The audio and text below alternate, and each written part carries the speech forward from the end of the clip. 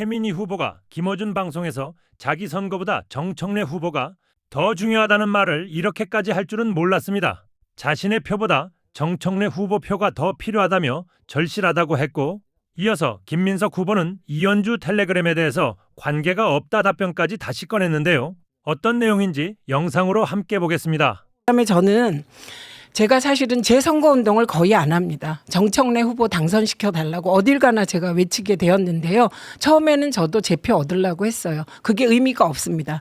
지금 우리 세 후보의 표를 얘기하시지만 그거 정청래 후보 표가 분산되는 겁니다. 네. 그렇기 때문에 정청래 후보의 득표율이 높아져야 우리 셋이 되는 겁니다. 맞습니다. 그런데 저는 지금 민주당이 정말 위기라고 생각합니다. 첫째는 공정의 위기에 처해 있습니다. 소수결 선호 투표제, 그리고 당원 당규상 자격 없는 후보들에게 특혜 주는 거, 그리고 청년 최고위원을 갑자기 당원 당규 위반으로 불쑥 들이미는 거, 그러다가 이제는 미투표자 보안 투표까지.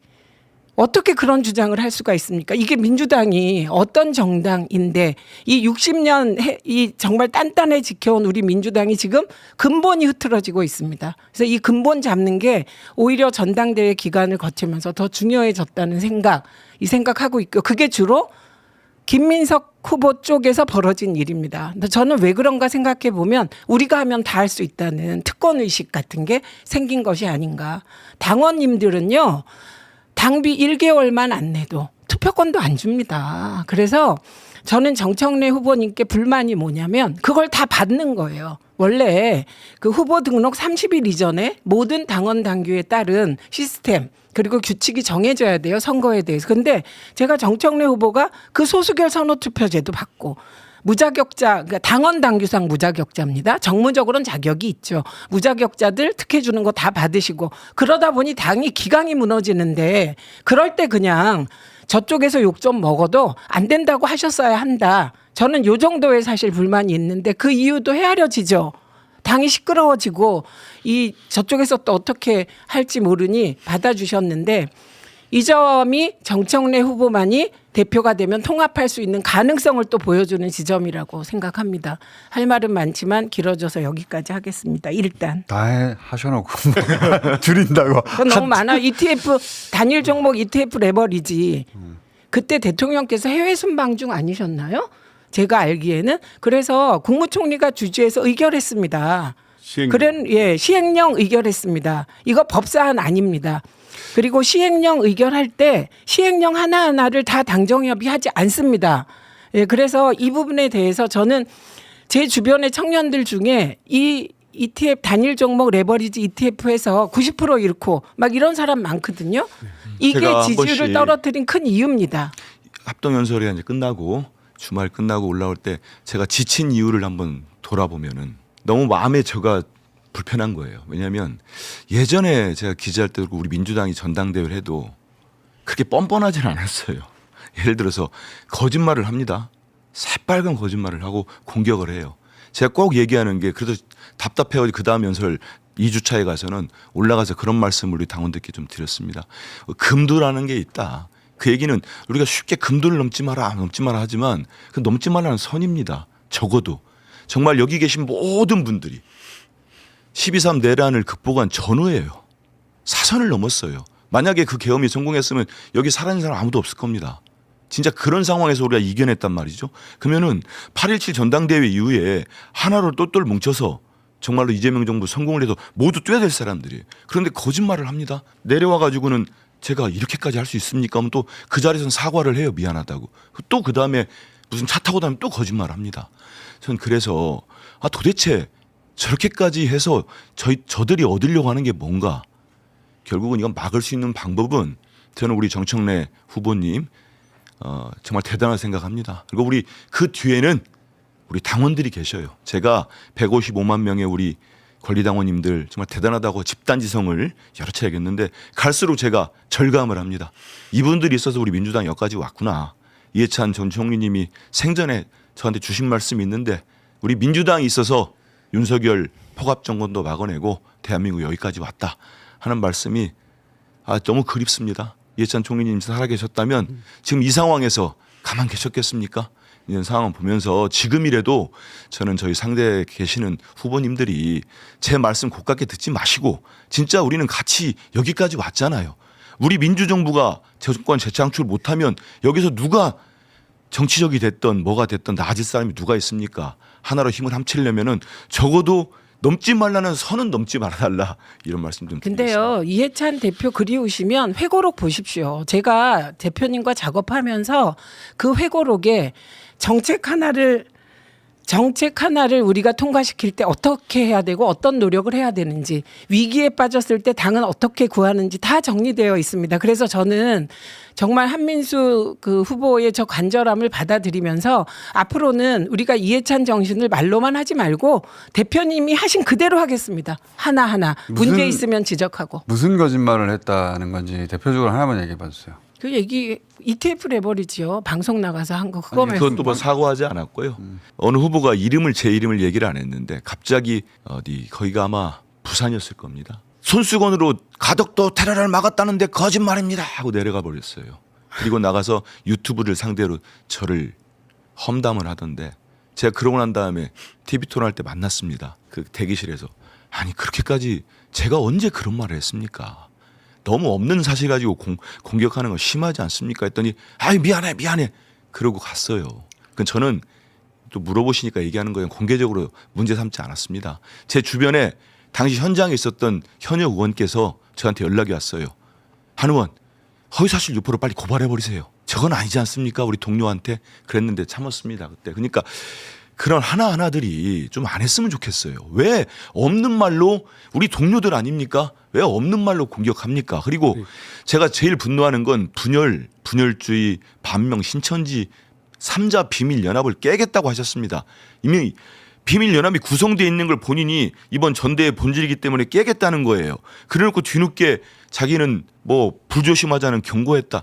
이런 궤변이 어디 있습니까? 그럼 근거를 대라고 요구하면은 갑자기 근거를 대기는커녕 갑자기 올라서더니 그 전날인가요? 며칠 전에는 다 징계하겠다 하더니 갑작스럽게 모두 품고 나는 갈등 제로를 만들겠다. 너무 이거는 앞뒤가 다른 말씀 아닙니까? 본인이 거기에 대해서 해명을 하시고 책임을 지셔야죠. 제가 레버리지 ETF 몇 번 말씀 나왔는데요. 제가 물어봤습니다. 그랬더니 착오했다, 착각했다 이런 취지로 말했는데 그 국회의원이 시행령과 법률을 모르겠습니까? 근데 우리 국민들도 잘 알다시피 레버리지 ETF 법은 그게 자본시장법 시행령으로 올해 4월에 의결한 것이고 정청래 대표 시절에 국회에서 통과된 법률이 아니거든요. 그것까지 아무리 당선이 되고 싶어도 그렇지 그것까지 정청래 대표로 몰아가는 걸 보고 정말 너무 한민수 의원 말한 것처럼 금도를 넘었다 이런 생각을 하고요. 우리 최민희 의원님께서 자주 말씀드리지만 일베 문화가 우리 전당대회에 침투했다고 그랬지 않습니까? 근데 실제로 현장에 가보면 그 뒤에서 이게 조롱하는 거 있잖아요.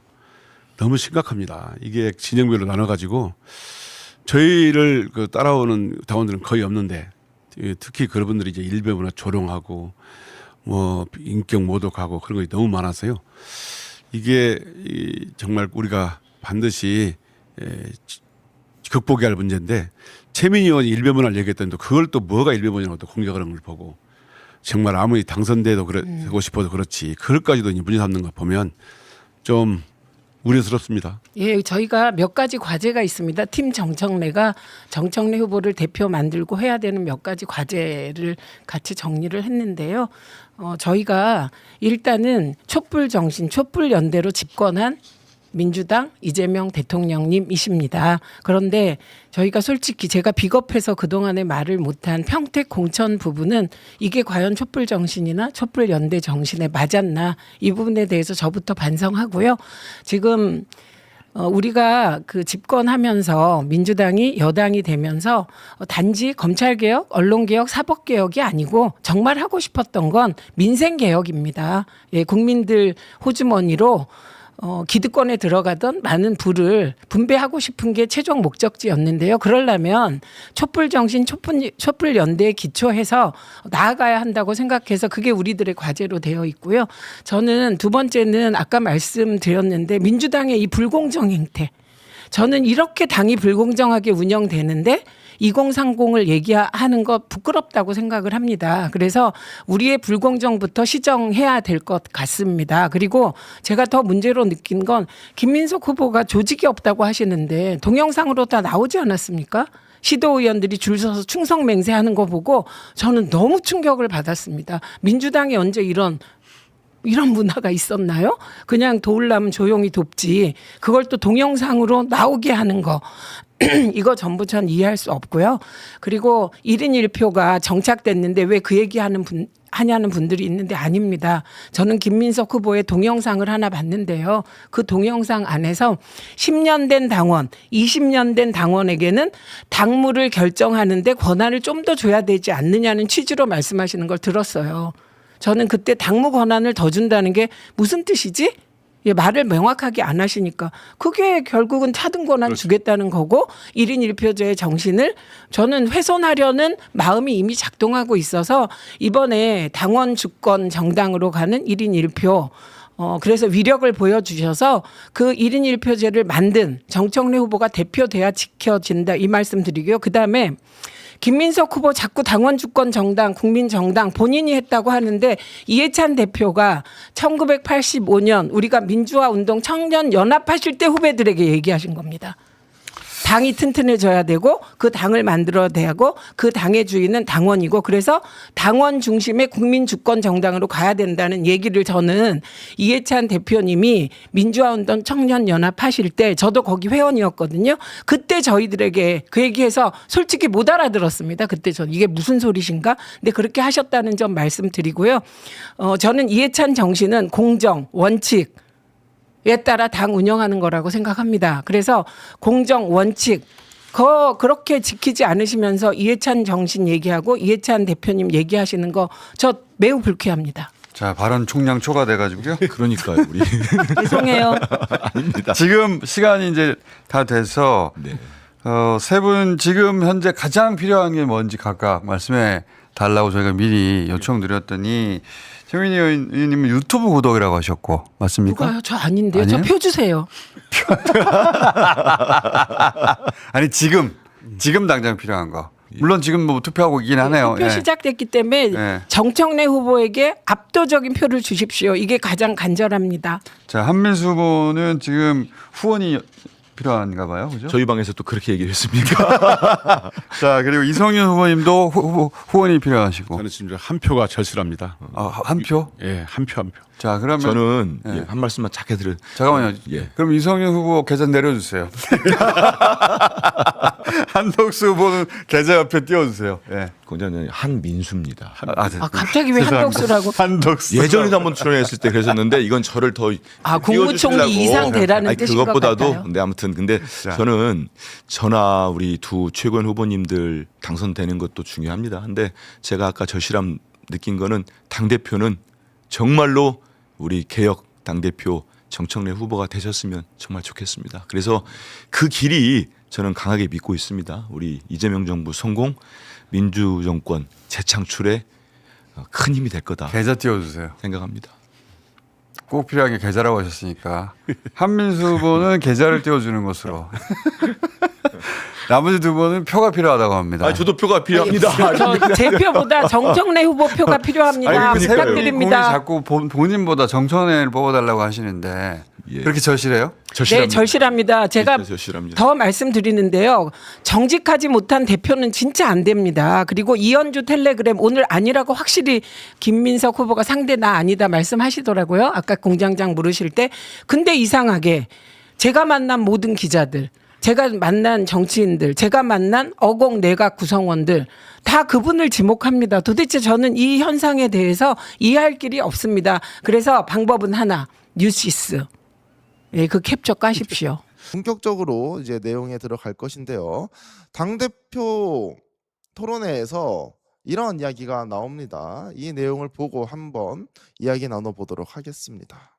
강덕구 페이스북 거기에는 총리라는 글자가 나옵니다. 이현주 텔레그램은 김민석 후보와는 아무 상관이 없습니까? 상관없습니다.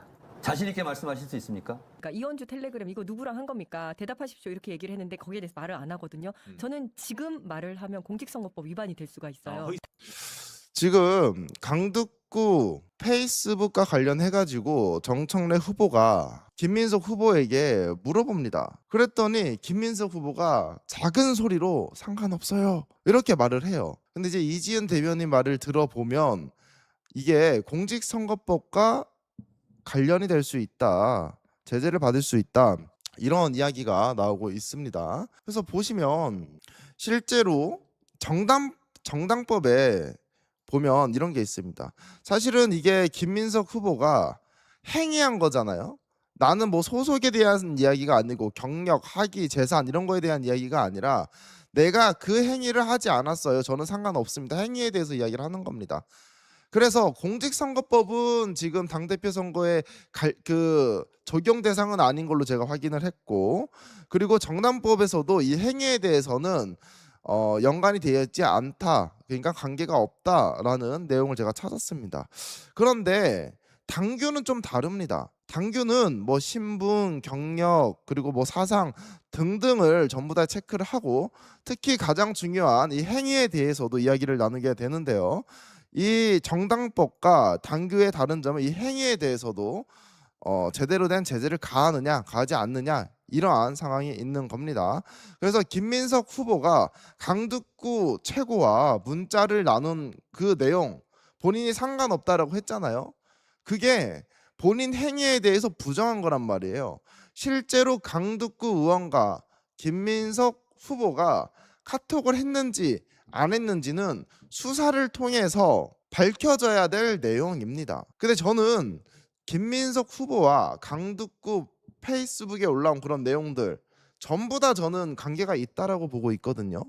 그래서 김민석 후보가 그 상관없다라고 하는 거 한번 조사를 해봐야 될 필요성이 있다라고 생각을 합니다. 그렇다라고 하면 이 당원 당규에 걸린다라고 하면 어떻게 일처리가 되느냐, 이게 보니까요, 뭐 이런 행위에 대해 가지고서는 직접적으로 바로 제재를 가하는 것들이 있는데, 이 행위에 대해서는 바로 제재를 가할 수가 없고 선관위에게 이관을 해서 진행을 한다라고 합니다.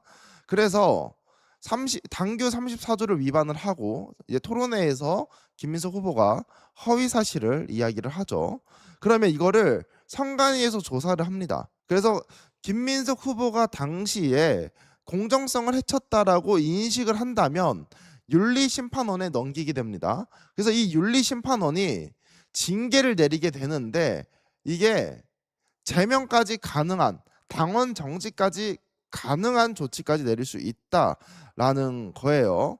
그래서 지금 만약에 이러한 징계를 받는다라고 하면 김민석 후보에서 피선거권이 사라집니다. 근데 아무래도 이 시간 자체가 징계까지 나오는 그 시간과 그리고 당대표가 되는 시간이 간극이 있잖아요.